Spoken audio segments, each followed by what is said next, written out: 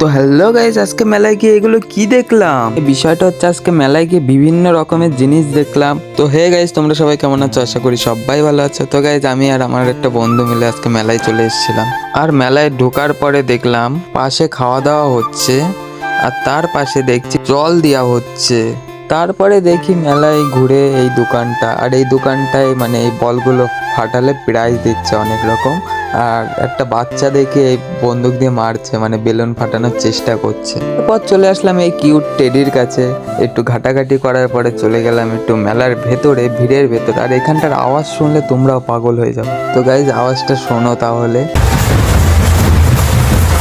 তারপরে ভাবলাম গাইজ অনেকক্ষণই থাকা হলো, এবার একটু খাওয়া দাওয়া করে, মানে প্রসাদ, যাই হোক প্রসাদ দিচ্ছে, আর খাওয়া দাওয়া করে এবার বাড়ির দিক যাওয়া যায়, অনেক রাত হয়ে গেছে। তো গাইজ বসেই পড়লাম খেতে।